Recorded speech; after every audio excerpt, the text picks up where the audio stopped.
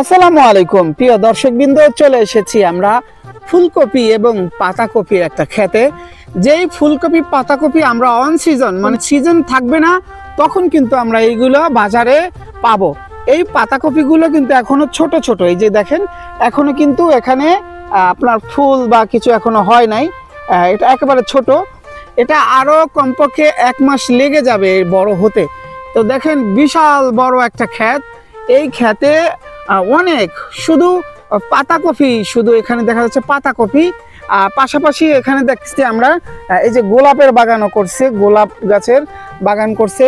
তো আমরা এই হঠাৎ করে অন সিজনে যে এই যে ফুলকপি বা পাতাকপির একটা বাগান দেখে অবাক হয়ে গেলাম যে আসলে মানুষ ইচ্ছা করলে সব কিছুই করতে পারে। দেখেন এখানে প্রায় অনুমানিক 3 থেকে 4 একর জমিতে এই পাতাকপি, বিশাল বড় পাতাকপির বাগান করেছে। আমরা দেখাই আপনাদের। এখানে অলরেডি কিছু পাতাকপি বড় হয়েছে, এগুলা কাটা যাবে, কিন্তু আসলে ওটা এখন কাটবে না, কারণ পাতাকপি বেশি দিন রাখা যায়, মানে মোটামুটি অনেক দিন রাখা যায়, কিন্তু ফুলকপি রাখা যায় না। এই যে দেখেন এটা কিন্তু এই যে এই পাতা হয়ে গেছে, এটা পাতা বুঝে গেছে, মানে এটা কপি এরকম ছোট হয়েছে। এই দেখেন। তো আমরা জানি যে সবাই কিন্তু এই পাতাকপি ফুলকপি অনেক লস খাইছে, কিন্তু এই যে মানে শেষ সিজনে যারা এই চাষগুলো করে তারা কিন্তু অনেক জিতে যায়, কারণ তারা জিনিসটার ভাव বুঝে যে আসলে এটা।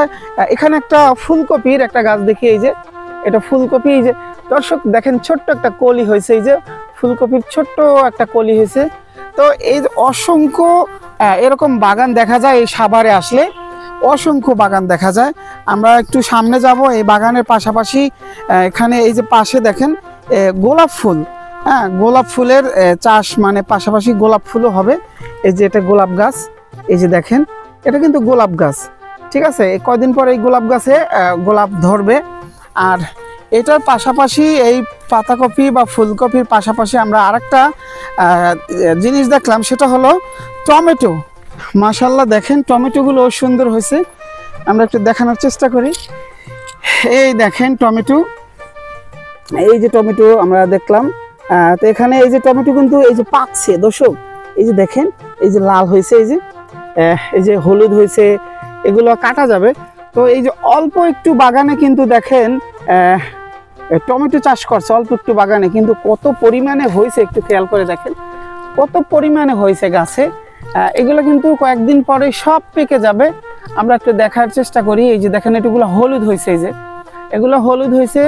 এই গাছটা অনেকগুলো, এই গাছটা অনেকগুলো, এই যে দেখেন। এখানে পাশাপাশি এখানে এই যে এগুলো কিন্তু লাল হয়েছে, এগুলো কিন্তু কাটতে পারবে। এই যে দেখেন এই যে এগুলো কিন্তু লাল হয়েছে, এই যে এগুলো কাটতে পারবে। খুব সুন্দর দেখতে, অসাধারণ দেখেন। তো এই ছোট্ট বাগানে যদি এত হয়, বড় একটা বাগানে কি পরিমাণ হতে পারে আপনারা তাইলে বুঝেন। এই ছোট্ট বাগানটা দর্শক, আমার একটা জিনিস দেখে অবাক হয়ে গেলাম। এখানে দেখেন এই যে পাকছে, এটা এই থলটা পুরোটাই পাকছে দর্শক, এই দেখেন এই থলটা পুরোটাই পাকছে, এই যে কত সুন্দর দেখায়, অবাক কাণ্ড।